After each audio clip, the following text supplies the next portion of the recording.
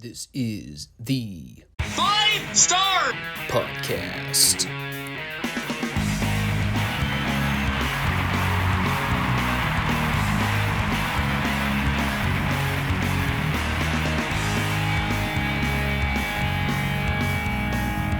Let me talk to you.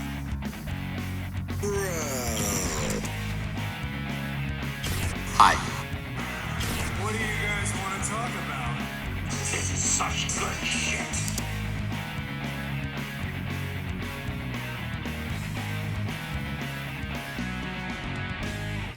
Thanks, guys. Back to you.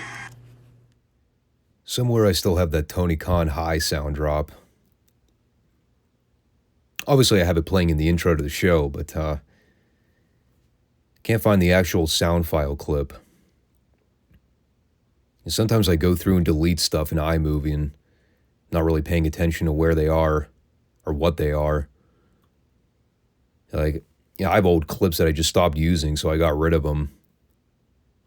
I've been using less just because I don't have the time to do a whole lot of heavy production for these weekly podcasts. If only I had time. That's what they all say, right? That's what the Gen Zers are saying these days. If they only had time to work 40 hours a week. Right. Now, more so, I think I'm just lazy. I mean, if I'm motivated, I'll go above and beyond like I did with that Brandy clip the other week. Most of the time, if it doesn't involve somebody getting called fat and I can't use my Scott Steiner sound drop, I just say, nah, screw it. Not worth the attempt.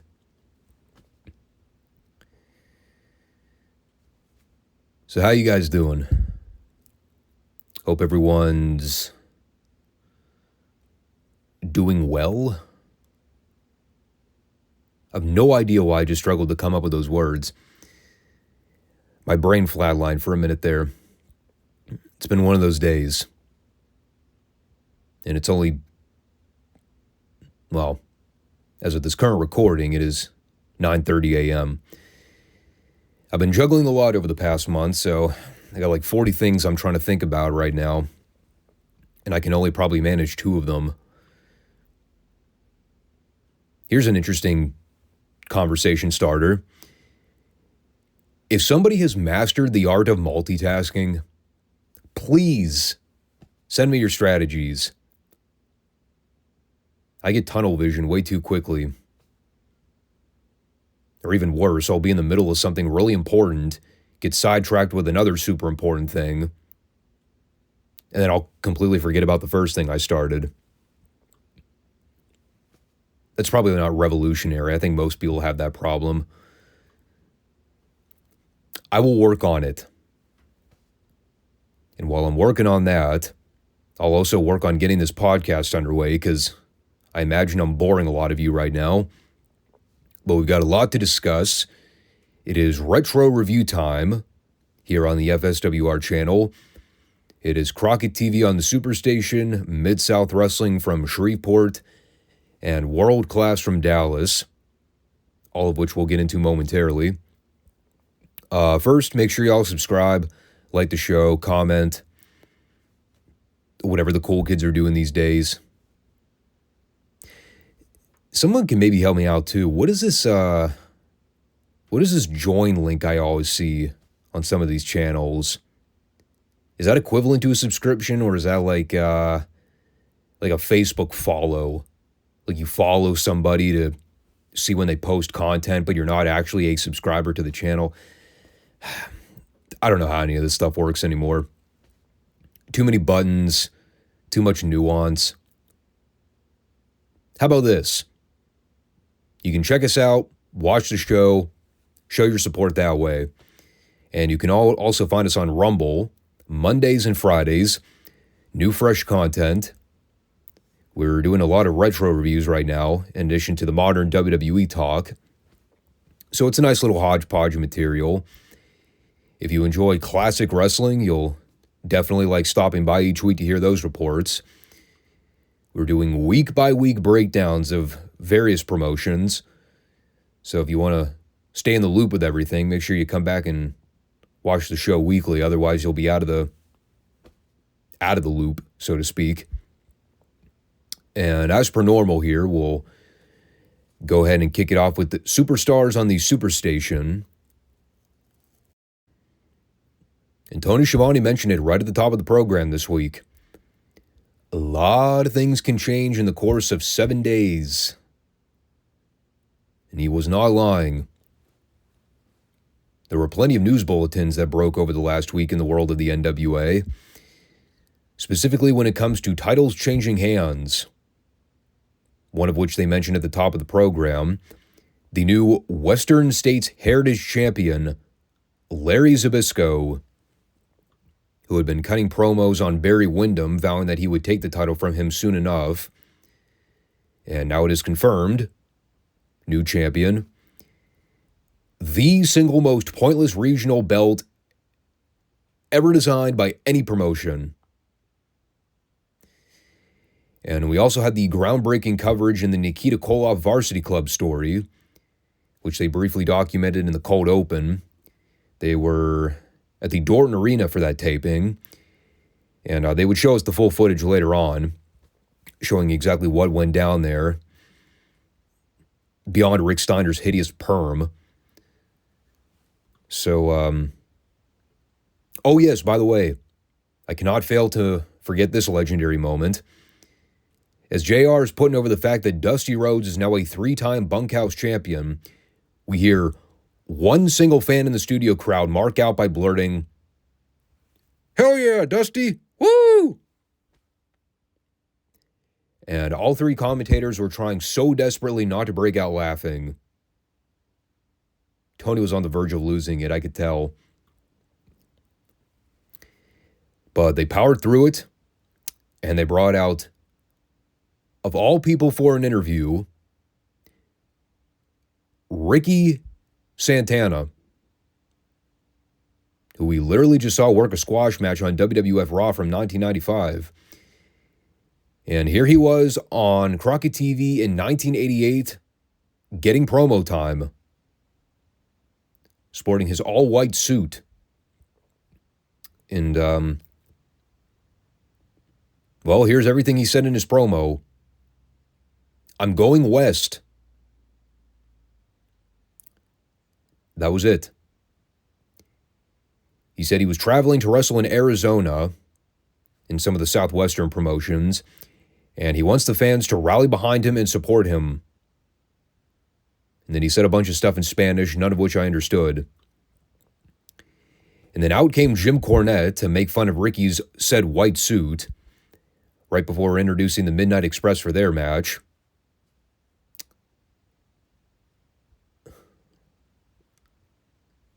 Well, that was a fucking random start to the program. Someone actually formatted that on paper, people. Remember that. Cold open. Announcers discuss belt changes. Ricky Santana promo. JC makes fun of Ricky's god ugly suit. Epic. So then the Midnights wrestled El Negro and Dave Lapierhouse. Dick Murdoch also came out here sporting his trucker red ball cap and pullover. Well, more accurately, the ball cap was red. The pullover was more like an off orange. Of all colors for Dickie to wear, he chose that shade. Poor choice. So it's the typical Midnight's beatdown. Murdoch was interfering right in front of God and everybody the whole time. And Teddy Long's just standing there letting it happen. At one point, Murdoch ran Lapierhouse into the interview podium. Teddy's looking right at him. He's just like, "Come on, man. Got a match going on here. Can you keep your hands off the guy?" Perhaps a DQ would have been in order. Or at the very least, eject the motherfucker from ringside. The only thing I noted here in the action was the spot where Stan tried to Irish whip Lapperhouse toward Bobby so he could come off the top rope with a back elbow. Not only did Bobby barely execute the spot, but he also came down and landed right on his ass. Not a good bump, people. Do not ever land like that. It'll screw your tailbone up. Midnights won with a rocket launcher. And that was all mainly window dressing for this iconic promo segment that followed, with all members of the Midnights at ringside. It is Jimmy Cornette laying the groundwork for the 12th of February. In Baltimore, there will be an 8-man tag match inside a cage featuring all members of the Midnight Express, including JC, versus Nikita Koloff, Barry Windham, Dusty Rhodes, and a mystery fourth partner that cannot be any taller or heavier than Jim Cornette. Got to keep an even playing field, you see. The babyface partner cannot be any taller than 5'6" or weigh any more than 125 pounds. Now, well, of course, I knew who the partner was going to be before they even did the reveal later on, but I just love the whole idea here.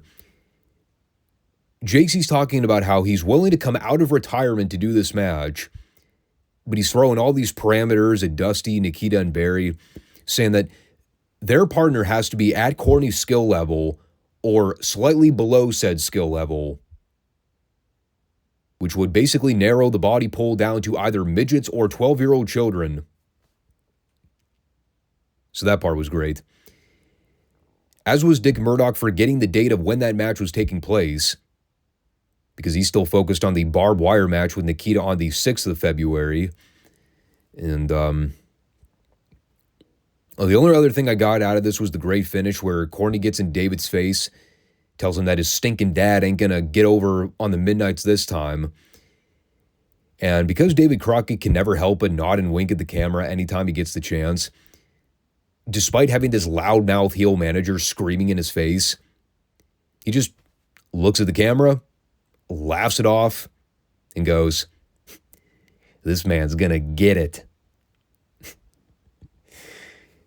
It's like, I mean, it so exposes the business in every way. And I'll talk about Reeves or Bowden when we do the Mid-South review because it's the same basic premise. But I've always had a soft spot for David Crockett, so I'm not going to fault him. He was an amazing specimen. So then we had a Varsity Club promo at the booth. This was another very strange segment. It begins with them airing the full context of the Nikita Koloff-Mike Rotunda TV title match from Raleigh. We see Rick Steiner distracting Earl Hebner on the apron so Kevin Sullivan could sneak in and clock Nikita in the throat with a foreign object, which allowed for Rotunda to steal the pin and win the belt. And that was all well and good. Sucks to be Nikita in that situation, but, you know, in terms of the execution, it was fine. And then Sullivan starts going into one of his diatribes about God knows what. I'm like trying to figure out what the fuck he's talking about. Something about the winds of change and whatever other metaphors he was trying to come up with. Meanwhile, the other half of this promo was Rotunda. Oh, and by the way, I should mention this too. Sullivan had referred to him as Mike Rotundo and Mike Rotunda multiple times during this promo. I'm still not sure which one he's going by at this point. It's the Hacksaw Duggan rib all over again. Is it Duggan? Is it Dugan? Nobody fucking knows. It's interchangeable depending on what week it is. Anyway, so Rotunda, now that he's the TV champion, apparently decided that because the Varsity Club's really good at sharing, he was going to freely hand over his Florida Heavyweight Championship to Rick Steiner. And Well, apparently you could just do that. You could just give your belt to somebody else because you decided, nah, I like this belt better. Fuck this old one I had. Here, Rick, you have it. And because Rick Steiner was, how you say, a few fries short of a Happy Meal, well, he was obviously pretty stoked about this. And I really had no idea what was going on here. Apparently, Jim Crockett took no issue with it, though, because he didn't try to put a stop to it. He was probably wondering, oh, the Florida heavyweight title is still a thing? I didn't even know we were still recognizing it. So yeah, this is a jumbled mess. Then we came back for Larry Zbyszko versus Alan Martin. The majority of the time this match was going on, I was mainly fixated on trying to figure out what Baby Doll's skirt was supposed to be. I mean, it looked like denim at first, but because of the way the lights were reflecting off of it at various points, it kind of just looked like an all-gray jumpsuit. It was not very appealing. By the way, yes, that was what I was primarily paying attention to during this match. The only other thing I noted was Larry asking Teddy Long whether or not the pile driver was legal. Then when he went to hit the pile driver and Teddy didn't call for the bell, Larry just kind of looked around like, oh, guess it is legal here in the NWA. I guarantee you he had no idea the pile driver was legal. And then he just won with a neck breaker like 10 seconds later. And, well, then we had some more juicy stuff break out on our television monitors this week. Speaking of weird, unexpected things, we had plenty of that this week. So JR and Tony pitched to this pre-tape, but they warned us ahead of time that it was about to get spicy. And boy, did it ever. We cut to Bob Caudle and Jim Ross standing at ringside with Jim Crockett Jr. and Dusty, and this was at one of the syndicated programs. And the first part of this segment was so fucking classic. As Jim goes to present Dusty with the award plaque for becoming the 3-time bunkhouse champion, Dusty takes the plaque, he surveys it, and within about 5 seconds, he just tosses it on the ring apron, showing absolutely no further interest in this award. And then he just goes to do his promo. Like Jim Crockett just handed him a fucking bus ticket. Dusty's like, oh, cool. All right, I'm over it. So after burying the whole award ceremony and making Jim Crockett look like a tool, he then starts talking about how he's going to go around the country defending his U.S. heavyweight title with pride and honor. At which point, who should walk in to interrupt but Baby Doll? And she is carrying a sealed manila envelope, essentially goading Dusty into signing a match with Larry Zbyszko for a U.S. title shot. But they're going to wrestle under Baby Doll's protocol because she's got the goods. She's got spicy photographs in this envelope to show just what kind of man Dusty proclaims to be. At which point, Dusty goes to sneak a peek at the photos. Suffice it to say, he was not in a hurry to reveal anything to the camera. And in fact, he pretty much walked off immediately and did not acknowledge anything else. Sounds scandalous. I mean, I know Baby Doll and Dusty were close at one point, some 2 odd years ago. We all kind of suspected something was going on behind the scenes. You know, what is Baby Doll holding over Dusty right now? Or she's basically handcuffing him into working a match with Larry under her rules and regulations. What dirt does she have on him? It's a Lifetime movie soap opera all over again. And that took us to the next match. As God is my witness, I'm not making this up. It's Shaska Wadley and Tiger Conway Jr., the team known as Jive Tones, versus the Italian Stallion and Kendall Windham. Shaska Wadley, baby. Mr. Potato Head himself. The only man in the history of wrestling since Kurt Angle to where after they shaved him bald like 2 years ago during the height of the Jimmy Valiant-Paul Jones feud, his hair never grew back. Only he and Kurt can stake that claim. The overdramatic selling from Wadley in this match as Stallion was applying an arm wringer. My God. Shaska was selling it like he'd been shot in the back with a rifle. You have never seen a man express so much pain having his arm torqued. So as the match is going, and the heels are beating on Kendall for about a month and a half, I was trying to remember the last time I had seen Wadley or Conway Jr. wrestle on this program. I was also trying to think of a worse tag team name than Jive Tones. I was not able to come up with one.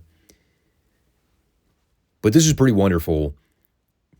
As Stallion finally gets the hot tag to make the comeback, he runs wild on Jive Tones for approximately 20 seconds, at which point he gets Conway Jr. in a pinning predicament to where he easily could have had his shoulders pinned down for the 3 count if he wanted.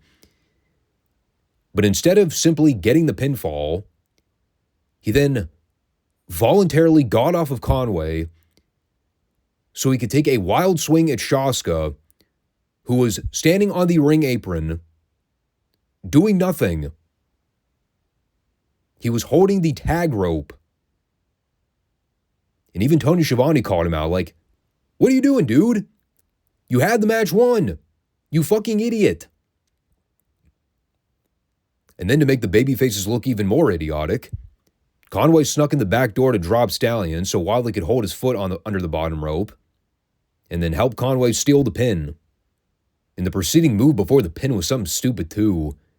It was like a knee to the back. It killed Stallion dead. This was such a wacky TV match. 4 middle card guys who we've barely seen in ages. In the case of Jive Tones, I think it's been a good solid 3 months. Totally forgot that duo existed. Here they are, just winning a totally random TV match in the middle of the Superstation programming. The equivalent of, well, we got 90 minutes to kill, so let's put some bodies out there and see what happens.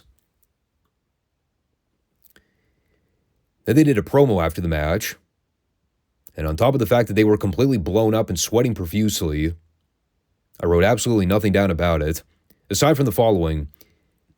Jive Tones wants the Lightning Express, and Wadley put over the fact that he and Conway Jr. are good looking. He also screamed, "Sucker!" I'm going to go out on a limb here. Pure speculation. I, for the life of me, cannot remember what the hell happens to this tag team after the fact. I guarantee you we never see these guys again. Or if we do, it'll be like 5 months from now after we've had plenty of time to forget they existed. I'll tell you what, though. Their promo was miles better than this Misty Blue promo after the commercial. Holy fucking shit. This one nosedived. I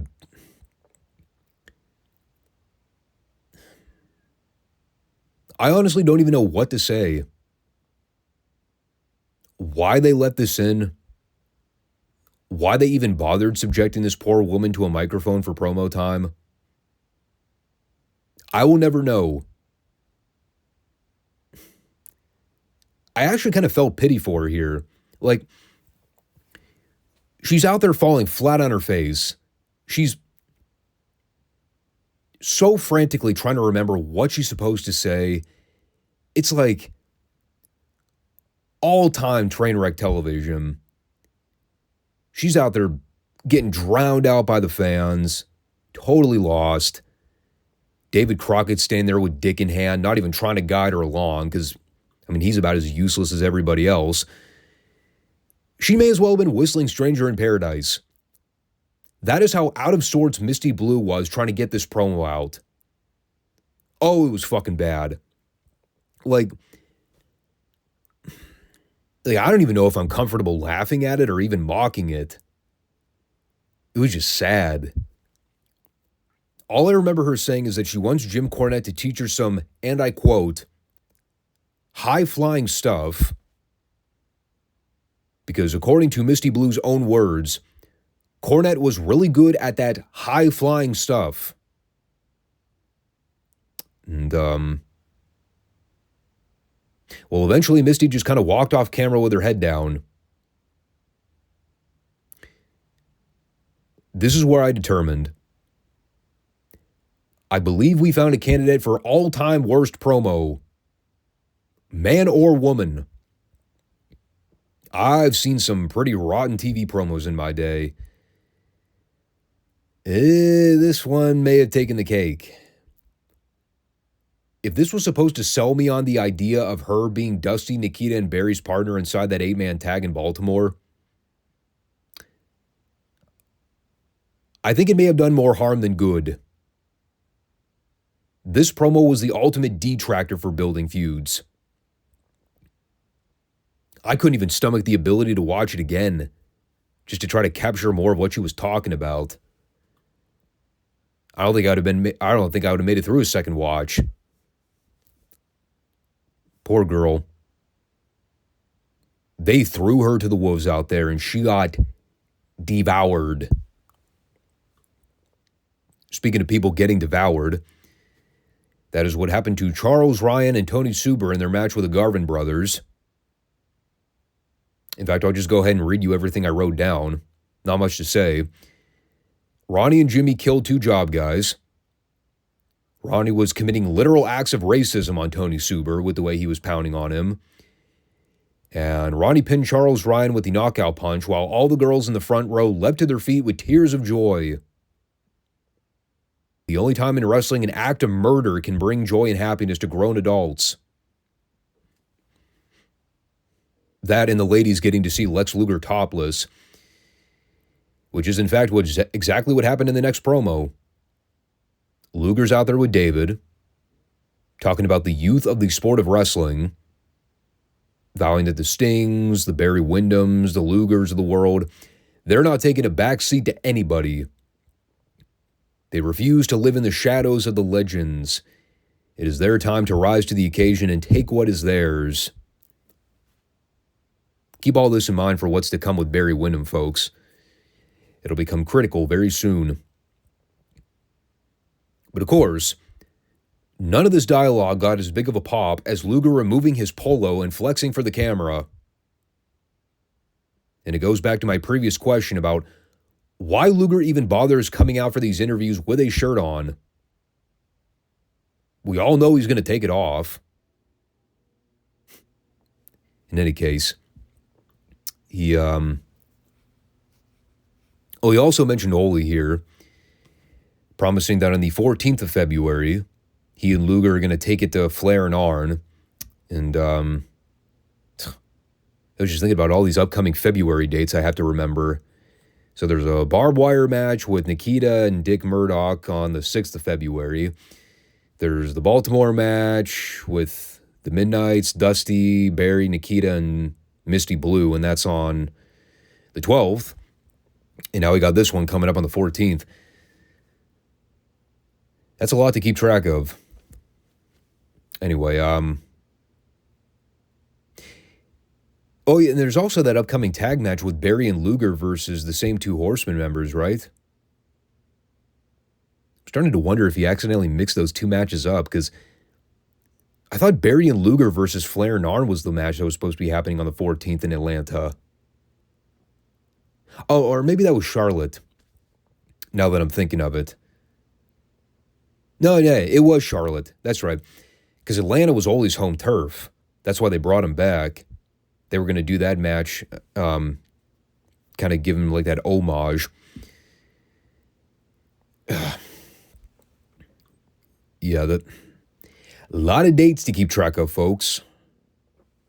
Sorry if I'm a little out of sorts there. And then we had, well, I guess you could call it the big angle for the program. How big it wound up being, that's sort of left to interpretation. There are impactful angles that leave you awestruck. And then there are dud angles that you watch and you think, well, that could have gone better. God love the guy. JC tried. But try as he might, I don't think even he was talented enough to pull this one off. So Courtney's out of the booth with David, and they're covering the Misty Blue promo from earlier. And she eventually finds her way to the podium to try to sucker Cornette into showing her his moves. And the whole thing's obviously a setup. I mean, we could see that coming a mile away. She was able to use her ladylike swag to lull Cornette into a false sense of security. So she gets Corny into the ring so he could show her how they set up the Bobby Eaton high-flying top rope moves. Keep in mind, while they're making their way to the ring, you can audibly hear David Crockett chuckling into the microphone like, yeah. Like, even David knew shit was about to go down, and he wasn't even trying to hide it. So sure enough, Corny turns his back on Misty long enough so when he turns around, she's able to hit him with a standing drop kick. I would hesitate to call it a drop kick, but for sake of argument, we'll just... She leapt into the air and kicked Corny. And of course, he takes the ass over tea kettle bump, doing his damnedest to sell like he'd been shot with a cannonball. In actuality, it's one of the worst drop kicks I've ever seen a human being execute. And again, I'm not just saying that because she's a woman. I've seen plenty of women hit better drop kicks than Misty Blue did here. This was particularly egregious. And again, the idea here is to make Cornette look like a jackass. So he's flopping around like a fish. Everybody's laughing at him. Finally, Misty walks over to where Barry and Dusty are standing. And they pretty much announce then and there that Misty is going to be the fourth partner in the cage. Which everybody kind of saw coming anyway. And as they pitch to break, Cornette's overselling it, yelling at the commentators that Misty nearly broke his coccyx or separated his kidney or something overdramatic like that.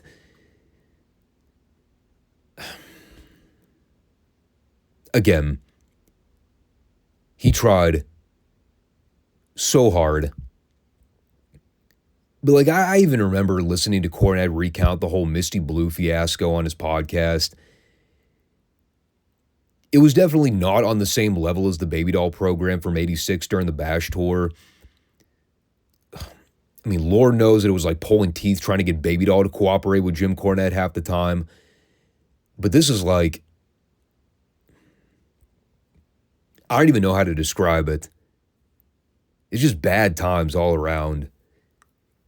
Even Cornette talked about how much of a flop it was. The whole Misty Blue angle from '88. And it probably explains why it was short-lived. They probably saw this and said, all right, well, let's do the tag match in Baltimore and get the fuck out. Never bring it up again. I mean, you could tell they really wanted this to work, but as we saw here, got over like a fart in church. And I think even Jim would have to cop to that one. Definitely not the worst thing he was involved with during his NWA WCW run, but it was not one of his finer career moments.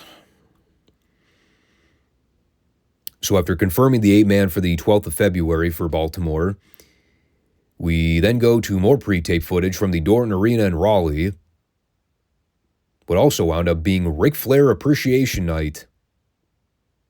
This was, I think it was the same night on that Raleigh clip from earlier we saw with the TV title match between Nikita and Rotunda. And this was actually a two-part clip, so I'll go ahead and break down what happened bit by bit here. We start with the Horsemen arriving in limousine style, so Flair can be presented with the 1987 Wrestler of the Year award, courtesy of all the NWA promoters.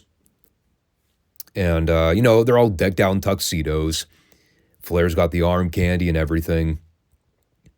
Meanwhile, and this will become critical in just a few minutes here, Sting is already in the ring waiting to wrestle his match, but he has to stand there and wait through this whole rigmarole ceremony while Flair puts himself over and basks in the limelight. Talks about how it was 12 years ago to this day where Flair won the Mid-Atlantic TV title in the exact same building. It is where his journey to the top of the mountain began. And tonight it all comes full circle. He also made fun of Luger, saying that he could have been celebrating with the Horsemen right now, but look where he is. He also made fun of Precious, saying she could have had a piece of Ric Flair too, but she wasn't bodacious enough. Right. Because he's still hitting on her all these months later. So that was all well and good. Typical heel stuff. And then we had the Stinger match with Bob Emery. You could tell he was in a mood because he absolutely decimated this fucker in like 45 seconds. And of course, it was all to set up so Sting could request another call out to the Nature Boy. He said he's sick of the limos, he's sick of the tuxedos, he's sick of he's sick of watching him hide behind beautiful ladies and these so-called men. Stinger is fed up with all of it. It's showtime, baby. He wants Flair in the ring right now to accept his challenge. And of course, way off in the distance, we can plainly see Arn, Tully, and Flair, blowing off Sting and continuing about their socializing.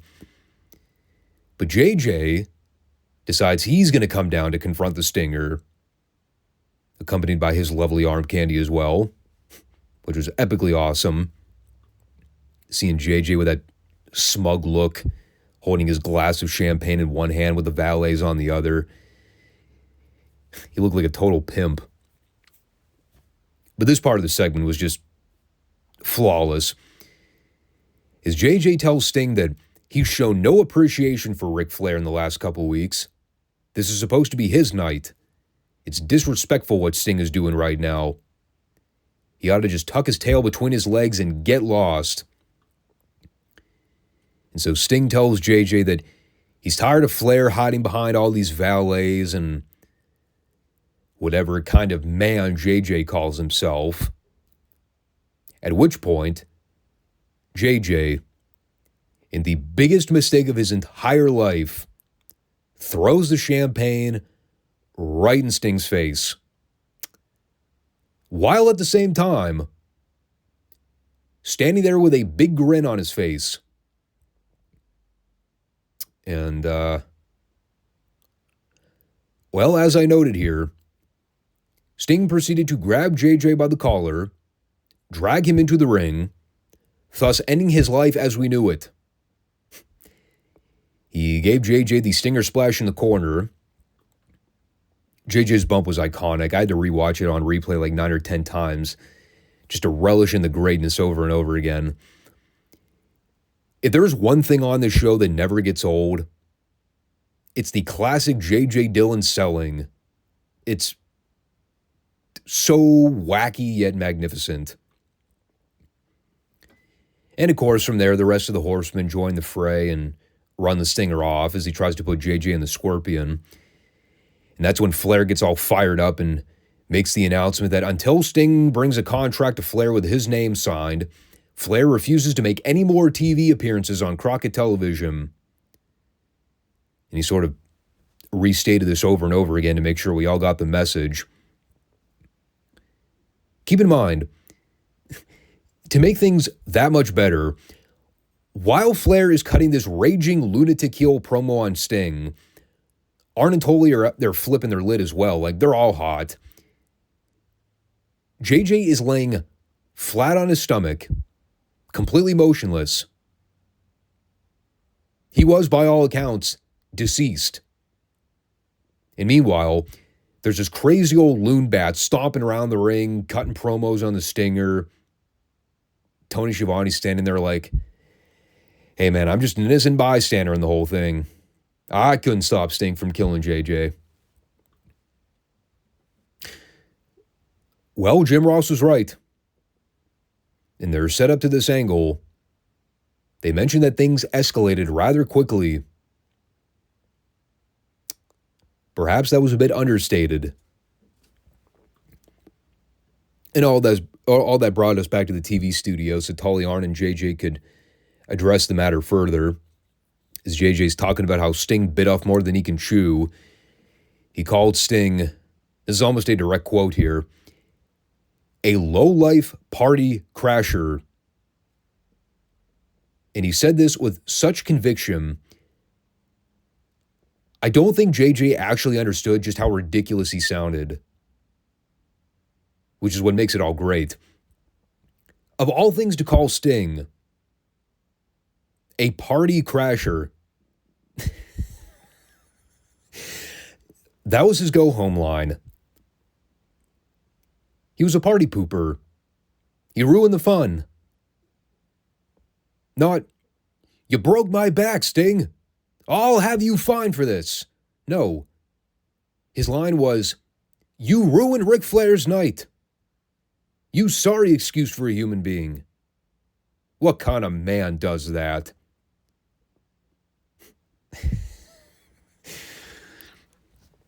So, of course, Tully picks up where JJ left off. Mentioned that Sting mentioned Sting has no class. The fact that he sabotaged a special occasion for the Horsemen to satisfy his own ego. The only thing he proved was that he was an out-of-control maniac. All because JJ maybe had a little too much to drink and spilled a little bit of beverage on Sting. And then Sting blew a gasket, and look where we are now.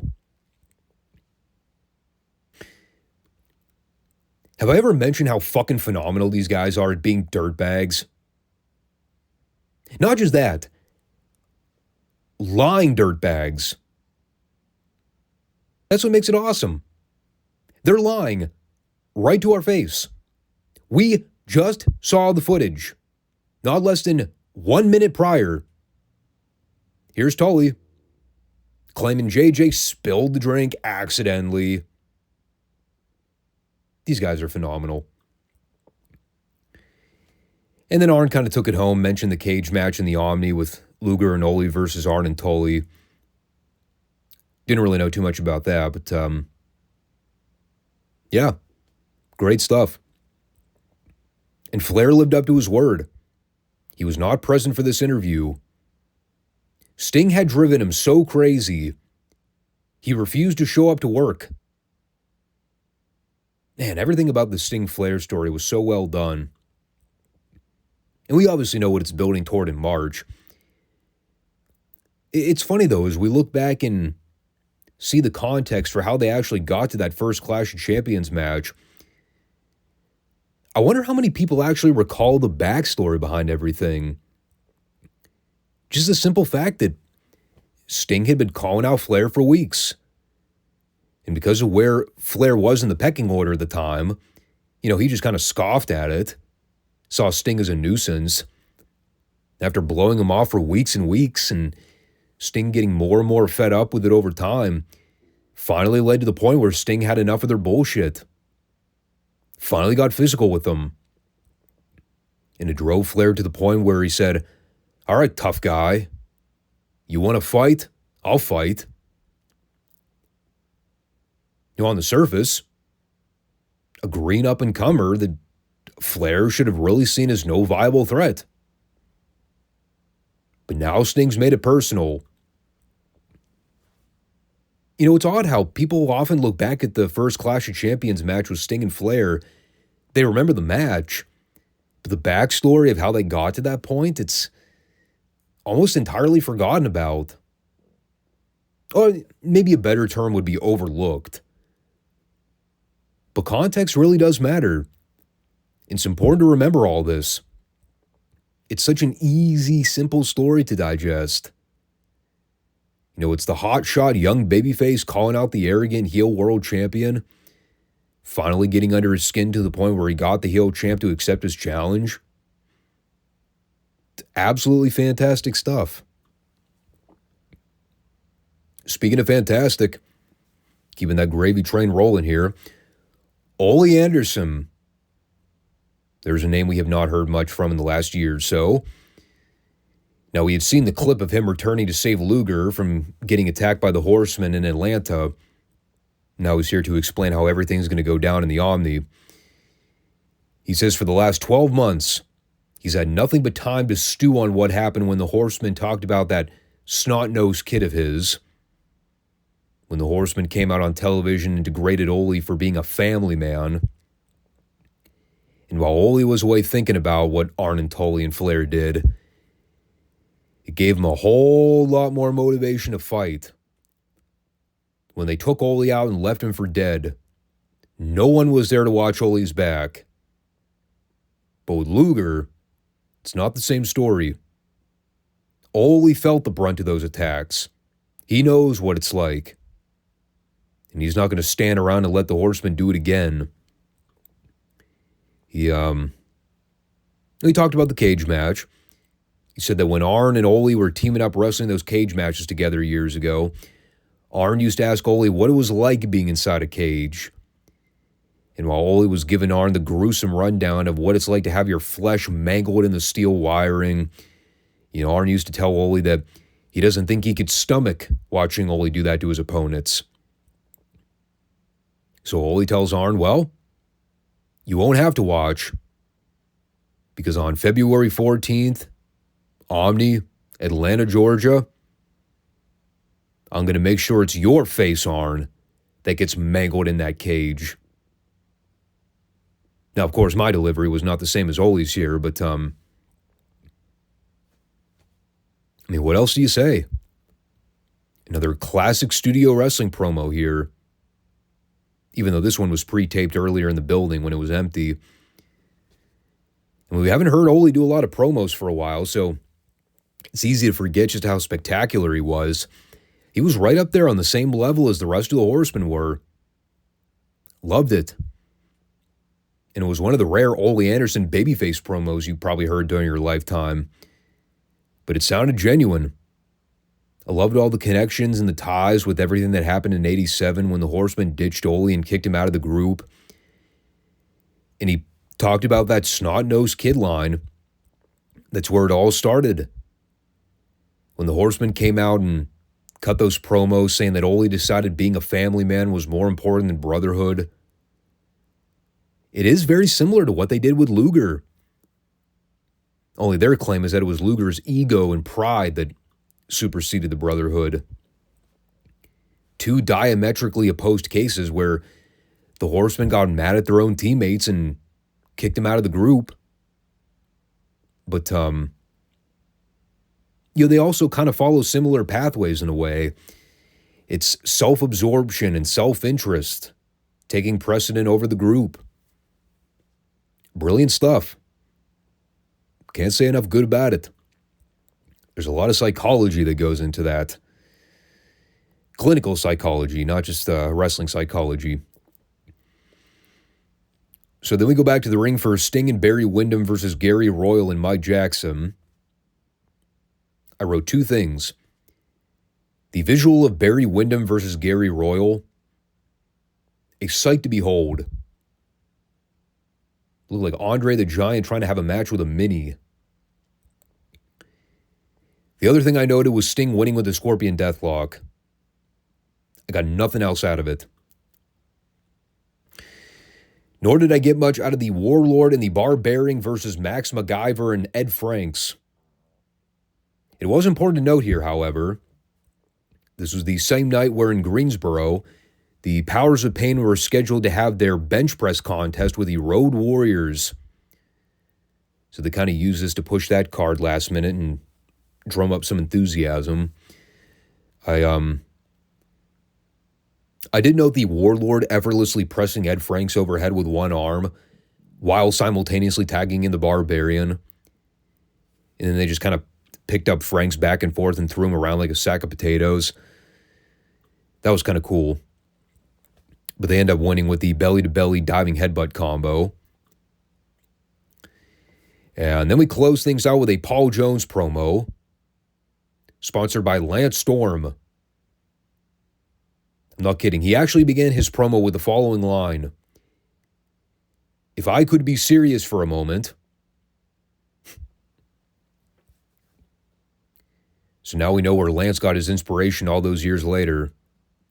He was watching his Paul Jones promos on the Superstation. Hell yeah, Lance. I always knew you had your head screwed on straight. Learning from the all-time greats. So anyway, Paul plugged the bench press challenge. Talked about how important this occasion is. He actually did say at one point, I'm not just out here to hear myself talk. I don't lie. Of course not, Paul. Why would I expect anything less? After fucking 3 years of nonsensical rambling promos. But that was pretty much it. It was a fairly dry promo to end the show, especially coming off the previous few segments, which were pretty hot. But I'll tell you, man, they were really cooking an hour two there. Like that entire 10-minute sequence with the Sting Flair altercation, the holy promo that followed, that was good shit. You know, the Midnight Express Misty Blue stuff, that left a lot to be desired, but they tried to make it to the best of their ability. I mean, the crowd popped for the cornet bump, so I can't say it utterly flopped. As a smart fan, I kind of thought it was nah, but for the audience in the studio, they liked it. Kind of a hit and miss show all around, but man, I could not look past the Horsemen Sting confrontation. Good stuff.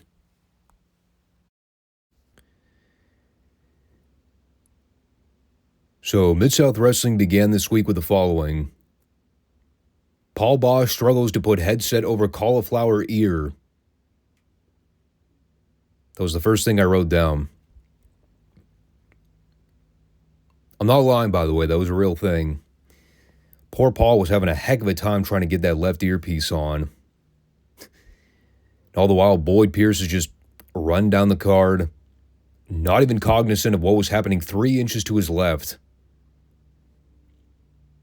In any case, we had some pretty interesting stuff happening this week. The main thing was the cough, non-false advertised North American title match with Stagger Lee and Ted DiBiase. Because, you know, there was the whole thing where Stagger was supposed to defend the North American title against Ted DiBiase last week, but, well, you know, car troubles or something. But JYD's back. Funny how that works. So we'll get to all that in a bit. I'm going to start from the top of the program and work my way down. Opening match was Tom Renesto Jr. versus Tim Horner, which was mainly just an underneath match to give Horner another babyface win. They've been giving him a little bit of a push by having him rack up a handful of wins recently. It wasn't a complete squash, though. And they had Renesto get a little bit of heat on Horner so he could make a comeback at the end. Let him have a chance to show a bit of fire. Or piss and vinegar, to quote the old-timers. Then he wound up going over with the Thez press. I'm not really sure how much longer this little babyface run goes for, because, I mean, Horner ends up signing with Crockett pretty soon, from what I remember. But, I mean, it was there. Not really much to say about it. It was a Tim Horner match. You can probably carve that on his gravestone. It would be pretty accurate. Tim Horner was a professional wrestler. Don't need to be any more discreet than that. And that led to what probably wound up being my favorite segment on the episode this week. Not necessarily because of the material, but because of the guy calling the ring action for said material. So they come back to replay a Kamala VTR. It looked like old Mid-South footage from late last year when he wrestled Iron Mike Sharp. I didn't really pay too close attention to the location. In any case, Skandar Akbar's at the booth, and he's doing the dubbed over audio, calling the action and basically doing what he's supposed to do, getting over Kamala and trying to present him as the imposing force that he is. The comedy here, though, is the completely dry intonation behind all of Akbar's delivery. I actually thought about recording a few snippets here, but I didn't really have the time this week while I was watching the episode. But if you can just picture Skandar Akbar calling Kamala's matches, basically in this manner: Kamala, devastating force in the ring, really taking it to Iron Mike Sharp here. Ooh, chop in the corner. That one has to sting. Kamala dumping Sharp out of the floor. Boom. There goes Sharp into the barricade.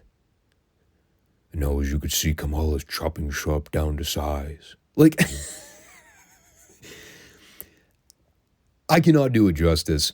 It's so goddamn one-dimensional.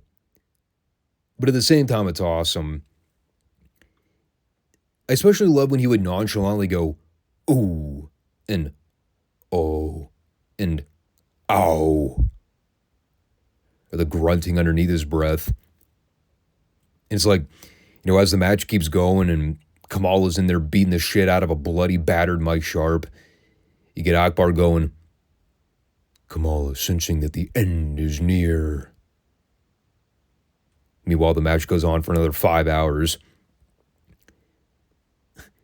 I believe Akbar is the only man I know that when he calls Kamala licking the blood off of Sharp's forehead, it still sounds like ASMR. A very soothing lick. He also referred to Kamala's finishing splash as not an ordinary splash, as he tells us to take a close look at the way Kamala delivers said splash. I can confirm 100%, after having seen it multiple times in a row, it was in fact a very ordinary splash. Perhaps Akbar would disagree, but I've seen my handful of running body splashes in my day. Kamala's was quite ordinary. Still, though, I love this. Like, for all the crap I'm giving Akbar with his blank and monotonous commentary, he was fantastic here. And the formula is very simple. Kamala's been unstoppable since his arrival in Mid-South. He's the Ugandan beast that nobody else has been able to stop. And this is all just to reinforce Devastation Inc. as the dangerous unit in the Mid-South area. For all the trouble the Rat Pack's been causing on the heel side of the equation, you can't forget about Akbar's group of bad guys. Especially with this giant freak of nature killing everybody every week. And remember, Wrestling 2 is still out for blood with this guy. So then we were supposed to have our scheduled North American heavyweight title match with DiBiase and Stagger Lee. But for real this time. And turns out it was a fake out. As DiBiase's in the ring with Matt Bourne and Hacksaw Duggan, rubbing his hands together, getting all excited. He's not going to get screwed over this time, brother. We see Grizzly Smith come over to ringside and informed Risa Router on the house mic, Stagger Lee has not shown up to the building. However, we do have a replacement opponent for Ted DiBiase right now. And this match will be called a Come As You Are match. And this part is so fucking ridiculous. DiBiase's standing there pitching a fit. He's like, what the hell's going on here? And right as he's trying to argue with Reeser over this, we hear the Can Junkyard Dog music play. DiBiase's immediately like, oh no, fuck that. I didn't sign a match to wrestle this guy. And of course, JYD hits the ring, wearing street clothes, immediately starts beating up DiBiase until the rest of the Rat Pack come in to save the day. But before they can all gain the numbers advantage on the dog, here come Wrestling 2 and Tony Atlas, and they end up sending the Rat Pack cowering. It's amazing, because while DiBiase is there arguing with Reeser Bowden, what is Reeser doing? Fucking laughing. Because obviously it's Reeser Bowden. What more would you expect? It was so great, though. Another textbook example of management toying with the heels behind the scenes, driving them up a wall. For the second week in a row, DiBiase's been screwed out of his North American title match. And, because there's a dirtbag prick that nobody likes, the audience doesn't care. They're just happy to see the heels look like morons.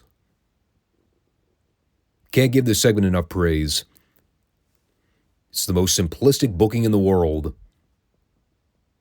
But it works, because it's easy to follow. Now that JYD's back, Stagger Lee's vanished off the face of the earth, and rather Bill Watts stripped Stagger of the title because he hasn't been able to fulfill his contractual obligations. No, instead he continues to fuck with DiBiase and play mind games. Awesome story development. So coming down from that high momentarily, they saddled us with a Tony Atlas Don Bass singles match, of which I wrote approximately 2 sentences down. The match is very sloppy. Tony Atlas has a lot of muscles. If I missed anything important in that 90 seconds, you can feel free to admonish me in the comment section. Quite frankly, though, the less we have to comment on Tony Atlas matches, the better. Whew. I also didn't really have much to say about this Kelly Kiniski, Marty Lundy versus Tony Torres, Buddy Landel match. Aside from poor Marty Lundy having a team with Kelly Kiniski, and he drew the short straw this week. I mean, the brief work with Lundy and Landel was pretty good here. Kiniski used a lot of chin rests. I like how Paul Bosch referred to the chin rest spots as the Kelly Kiniski style. And what style would that be, Paul? A style of knowing how to lull people into a coma out of sheer boredom? Heels beat up on Torres for a while. Landau got to make the comeback. At which point, we had the following sequence take place. And I am not exaggerating any of what I'm about to say. We had Kiniski and Torres fuck up a shoulder block spot, where Kiniski completely missed said shoulder block. We had Kiniski throw Torres into the corner buckle, to which Torres then deflected back, smacked Kiniski in the mouth, and then both guys ended up tripping over themselves like complete tools. I wrote down in all caps, "Tag Arn in now." And instead, Kiniski just gave Torres a backdrop and pinned him. For about 3 minutes, the match was boring, somehow passable. The last 15 seconds was some of the worst Mid-South television I've seen since that Tony Atlas match the other week with Tug Taylor. Holy mother of God. Okay, honest question here. How in the fuck did Kelly Kiniski last 7 years in this business? He was so goddamn horrible. You know who wasn't horrible, though? It was Ted DiBiase. That man could rant and rave on the stick. And I have to point this out. I'm not trying to give Reeser Bowden a hard time here, but my God, dude. Watching this guy react to anything on camera, it becomes so unintentionally funny, the way he sells everything facially. Like, I'm always joking about him breaking the fourth wall and not even being ashamed about it. That's kind of more or less the charm. DiBiase's talking about how he's getting stiffed on multiple title shots now, saying Bill Watts and Grizzly Smith are conspiring to screw him over, and he's not going to stand for this garbage. Meanwhile, the whole time he's talking about getting jerked around by management, Reese's just looking to the camera deadpan, raising his eyebrows, pretty much nodding along. Like, yep, you sure are getting fucked around there, bud. Sucks to suck. While at the same time, he's smiling, nodding, and winking at the camera, which makes the whole thing that much more absurd. I can't get over Reeser Bowden on these shows, dude. He's so ridiculous. But it's like, I can't call him out because it's not like he's rotten at his job. He just has no wherewithal when it comes to staying in kayfabe. He outright works the role of me, the smart fan, laughing at all the heels getting ribbed by Bill Watts. The problem is, I'm not the one on camera. Amazing. So that little preamble set up Matt Bourne's match with Chavo Guerrero. It was pretty fun while it lasted. A little bit of a miscue at one point early on where both guys were hitting the ropes and Chavo basically ran toward Matt like he was trying to purposefully put himself in a pile driver position. And you could tell whatever they had planned didn't work because Matt's just kind of standing there with Chavo's head tucked between his legs. And he eventually kind of rolled through and both guys got tangled in the ropes to break it up. It was a very odd sequence. But the rest of it was good. They end up building into the spot where Bourne ducks a crossbody attack from the middle rope. And when he goes to body slam Chavo, Chavo's foot accidentally catches the ref in the face, which opens the window for Hacksaw Duggan, a.k.a. the Spearman, to run in to try to help his fellow comrade. And of course, the deal everybody could see coming a mile away. Duggan accidentally hits Bourne instead. And the heels are able to successfully keep Chavo isolated until Tony Atlas runs down and press slams Bourne off the top rope.